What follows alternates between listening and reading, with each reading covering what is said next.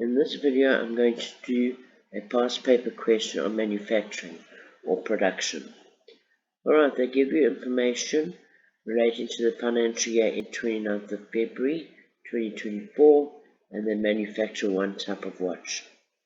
The first thing they ask you to do is to calculate the note for factory overhead cost, and secondly, to complete the production cost statement. So once again, I'm going to do these two things simultaneously to save time. Okay, the first thing they give you is the work in progress stock. Remember, in your production cost statement, we are trying to work out the cost of production of finished goods at the end of the day. So that work in progress that they gave you at the beginning of the year, you would add into here because you will complete that stock that you hadn't finished last year. So during the current year, you will complete that, making those items finished goods, so that gets added. They don't give you work in progress at the end of the year. That is going to be our balancing figure, which we'll get to later. Okay, then the next item of stock that we've got is consumables. Those factory consumables are going to get used next year. So once you've recorded what you've purchased, which we'll get to lower down, we're going to subtract that 3,900. Remember, the amount that you want to end up here for consumable stores is the consumable stores that you've actually used. So if you've got 3,900 Rand left over, you won't have used those, so that's why we're going to subtract it. Okay, then they give you a summary of transactions. Raw materials issued to the factory for production is a question mark. So over here, this amount has not been given to you. Okay, we will be able to work it out as soon as we've done direct labor, because remember, direct materials plus direct labor gives you prime cost, and they gave you prime cost here. So to get the direct material, we'll simply subtract the direct labor, and that will give us direct material cost. That's your materials used this year in the production process. Okay, then they tell you the consumable stores purchased for the factory. Remember, I said just now, you're going to record what you've purchased and subtract what was unused. The next thing they give you is the production wages, 525,000, and the employer's contribution for workers in production. The total cost of wages to the business is your gross wage at 525, as well as any contributions. Now I'm going to need to work this amount out now, so I'm going to start my calculation with the gross wage plus the contributions that the business has made. Okay, then they give you rent expense for the office section. Obviously that's not the correct amount for the factory, but we'll start off recording that rent expense, and when we get to the adjustments, we'll fix it. So you fill in the 12,200 that they gave you over here. Water and electricity, you'll start off, that's an overhead, with 54,400. They then give you salaries for the factory foreman, including benefits. That's indirect labor. Remember, indirect labor, those people work in the factory but they don't make the product. So indirect labor would be paid to the factory foreman, supervisor, the factory cleaner, etc. Those are also part of overheads, and you'll see that that was filled in for you. Then they give you insurance. You're going to start off a bracket here for insurance, and they'll tell you how to adjust it in a minute. Okay, and then they give you sundry expenses for the factory. That's been filled in for you over here. You'll see 47040. Anything typed in black here was filled in for you. The salary for the sales staff, the sales department, should I say, is your selling and distribution cost, which is not asked for in this question. Right, then they tell you that the foreign production wages was omitted from the wages journal. If you omit something, it means you leave it out, which means our wages for direct labor are going to be too low. Now this one, they don't give you the gross wage, they give you the net wage here. But they do tell you that total deductions for this employee amounts to 27% of gross wage. So if you take gross wage minus 27%, you're going to get to this net wage. So this figure here represents actually 73%, 100 minus 27% of the gross wage.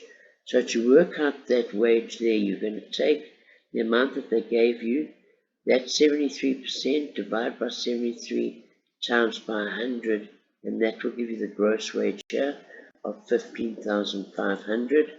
And then for the contributions, they say that the business contributes 11% for pension and 1% to UIF.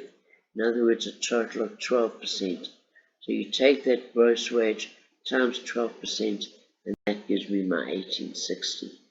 Now I can add up all my direct labor costs, okay, and then subtract them from that 1380 to get to my direct material cost.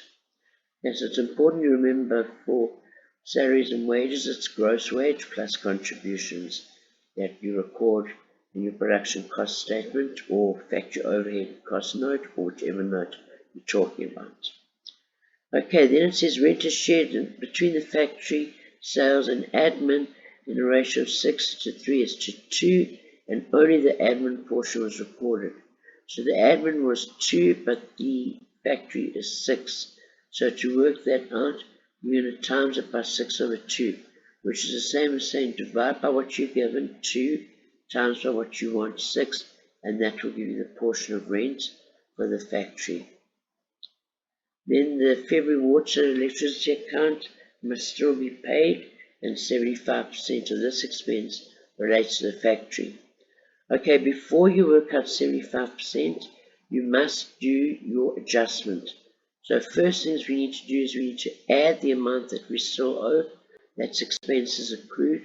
Once you've got the total for the year, then times it by 75% to get your answer here. So make the adjustment in brackets first, and then do the allocation second.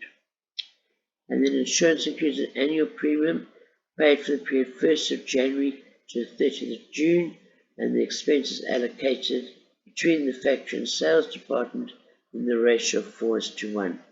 Okay, if you take that annual premium of 5,700, that was paid for 6 months. Anything from the end of February, in other words March onwards, is prepaid. So you work out the prepaid amount. It's the 4 months out of the 6 comes to 3,800, and then the ratio here is 4/5 of the amount that goes to insurance. Okay, they then tell you prime cost. Well, we've dealt with that already. Then the business produced 2,500 bags at a cost of 620 Rand each. So now you are able to work this out, the total cost of production. The 2,500 times the 620 to get to the 1,550. Alright, now all we need to do is add up, as I say. So we add up our factory overhead costs. That gets recorded after prime cost. You take prime cost plus overheads to get to total manufacturing cost. Add work in progress to get to this 1,695,800. And to work out that 145,800, you take the 1,550 minus the 16,95800. And remember, work in progress at the end of the year gets put in brackets because this amount is subtracted. This part of your product is not complete yet. So work in progress at the end of the year is incomplete products. So it's going to need to get subtracted. Alright, and then just quickly some break even. They always ask you break even and internal control with production as well. So they tell you that they own fryer manufacturers. They give you Shisha air fryer and Easy Quick air fryer. And the first thing you're required to do is to calculate the break even of Shisha air fryer. To break even, you're basically not making a profit or a loss. In other words, you're making enough units and selling enough units to cover your fixed costs. So the formula for your break-even point is fixed costs, which is 450,000 Rand here, How did I get the 450,000 Rand? I took my fixed costs here, 120, and I times it by the number of units here. And that's how I got 450,000. And then I'm going to divide that. I think I'm using the wrong one. Let me just check. Sorry, it's this one. I'm supposed to be using Shesha. So I took the 4,500 units, apologies for that, times the 100 Rand. That's how I got the 450,000. And then from that, you're going to divide by the selling price per unit they gave you was 400. Subtract your variable cost per unit, the 304 Rand. That gives you 4687.5 units. We always round up here, so that's going to come to 4688 units. Okay, they then ask you whether or not you would be satisfied with the current level of production. If you look here, we are only producing 4,500 units, but to break even, we're supposed to produce more than that. So you're producing lower than the production level, which means you're going to make a loss because you're not producing sufficient units. Okay, and then you also identify one variable cost for each item that would be of concern, quote figures, and then provide a solution. Okay, if you have a look here, you can see there's a big jump in your direct material cost for this one, and there's a big jump in your direct labor cost for that one. The rest of the differences are very small. So starting with the material cost, okay, the direct material costs have increased a lot, okay, 30 Rand, which works out, if you take it as a percentage, to 25%. So obviously there could have been wastage in the production process, meaning we have to buy more materials sooner than we would normally have to. And that could have been caused by mistakes, poor supervision. Maybe you need to pay more and get better quality raw materials. Okay, maybe look and see where the carrot is costing you more because you're importing, anything along those lines. Okay, but the usual one that you write here is about the wastage in production. And then the other one was direct labor cost, increased from 102 to 160, which is 58 Rand, or almost 57%. Okay, what's probably happening here is workers are abusing overtime. So they take their time during normal time so that they can work overtime, okay, in the factory, earning them sometimes double, sometimes treble what they would earn for normal time. So they're not working efficiently during normal time so that they can earn the higher rate of overtime when they work those number of hours. Okay, there could be poor supervision then. The other thing there could have been, there might have been a lot of power cuts. Again, load shedding that causes a problem here. It reduces the number of units that you're able to make, and so on. Okay, then it says here, John was concerned about the increase in the fixed cost per unit of EasyCook air fryer. What would you say to him? You must remember that as you produce more, your fixed cost per unit is going to go down because you are dividing the fixed cost by a larger number. In this case, though, the number of units here decreased. Okay, so your fixed costs, which stay the same, you're going to be dividing now by a smaller number.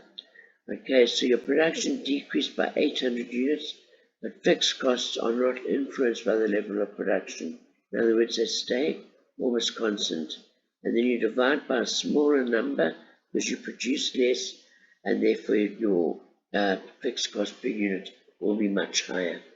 So it's not as if the fixed costs themselves have increased, it's the fact that they're producing less that's caused the problem. And then John feels that he can improve the sale of EasyCook air fryer. Any 2 suggestions? There's lots of options here. Okay, you could decrease the markup percentage, your selling price.